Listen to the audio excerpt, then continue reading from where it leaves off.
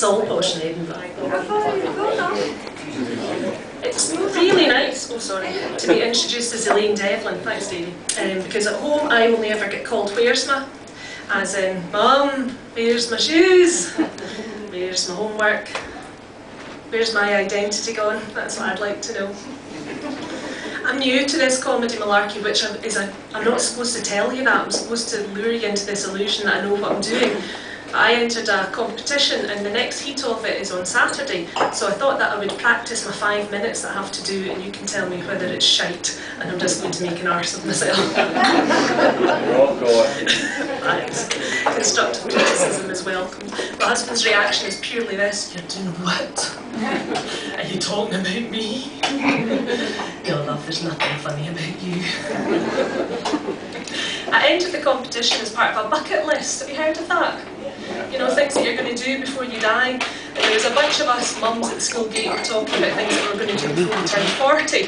And the recommendation was that we were going to sign up for a marathon.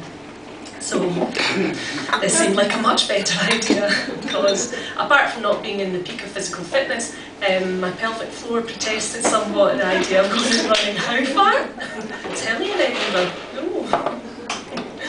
And I thought I would do stand-up comedy because one time in my 20s I was at a party telling a story about a shockingly bad date I'd been on the night before, and a guy was listening in and he offered me 5 minutes at the Comedy Store in Birmingham in the back of this bad date that I'd had. So that means that for all those years since, when I watch comedy in the telly I think, you're rubbish.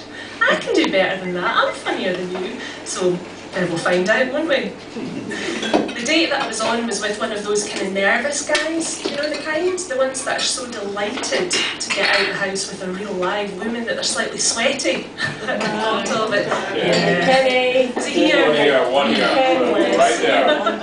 I know. See, if you're nice like me, we think of these little affectations that you have as being endearing because, well, it helps if you book a really expensive restaurant. I'm quite shallow.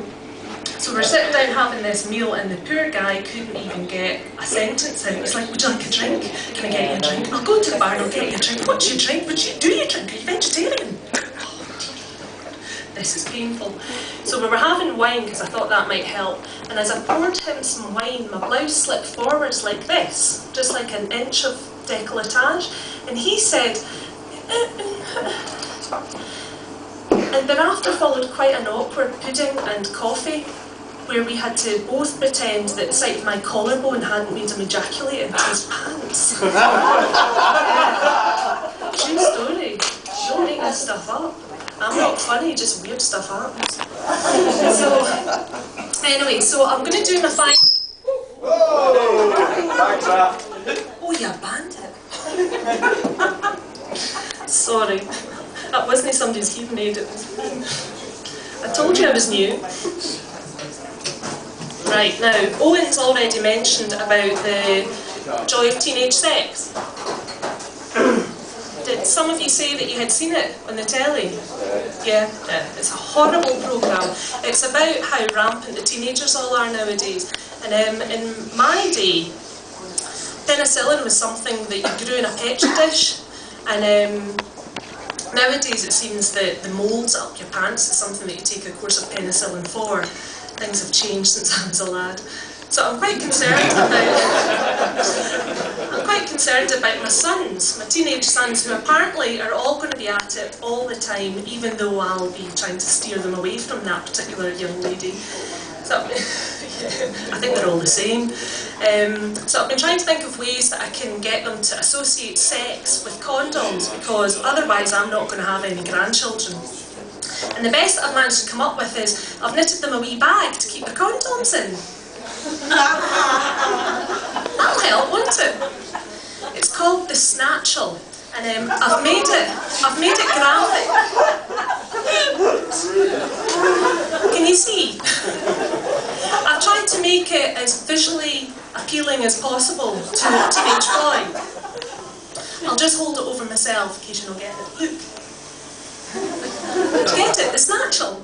It's got all the usual bits of anatomy. It's got a couple of ovaries, it's got a uterus, and it's got a thick and full minge. Now, This is a political statement on my part, ladies. Where has all our pubic hair gone? What the hell is going on there?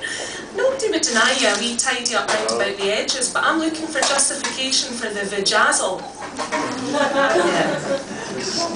Any vajazzles in tonight? Well, no. Now, if you're not familiar with extreme grooming techniques, a vajazzle is where you take your fanny to a shop and you pay somebody to pluck out each one of your God-given pubic hair and they replace it instead with a sparkly diamante. It's very popular, apparently. Now, I'm not sure what the purpose of a vajazzle is because, tell me if I'm wrong guys, but if you get that far, do you much care whether the lady has got a crotch like a gorilla or she's got a mirror ball hanging from her bits? Because I'm thinking that at that point you're just thinking with your little head and it's only got one eye. Isn't known for its aesthetic qualities. Besides which, the choke hazards in a vajazzle alone. That's mad. So the message that I'm going for with my snatchel is, fancy some of that, boys? You have to use some of these, or you're going to get one of these.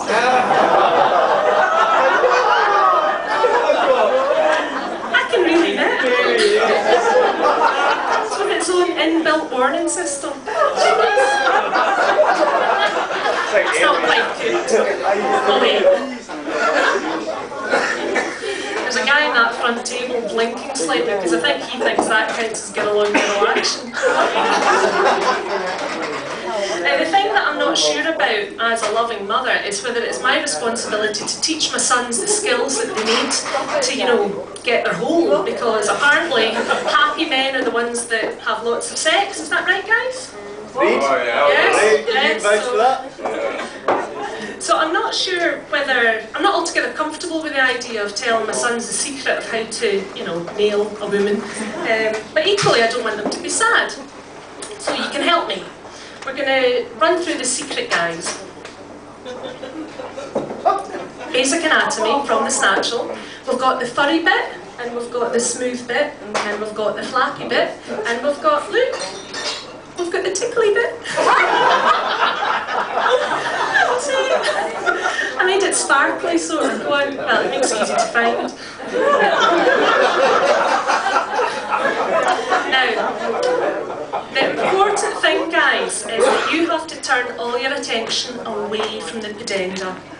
Just ignore it. That bit. What? That's the name for it. Instead of just turn your attention away from the fanny, ignore it completely. This is the key to a woman's heart. Instead, have a look at your dishwasher. If your dishwasher is full, empty it. Yeah, you know it's true, don't you? If your dishwasher is empty, fill it. And then give her the Nat King of all chat-up lines, which is this. No, darling. I'll do that. You sit down. And if you're after something that's a wee bit dirty, try this. No, darling, I'll do that. You sit down. Have a glass of wine. I tell you, it works. It's a bit like playing the long game in football. It takes 3 to 4 hours to work, but by the time you get into bed, you will be completely irresistible. Ask me how I know. I had 3 children in 4 years. My name's Elaine Devlin.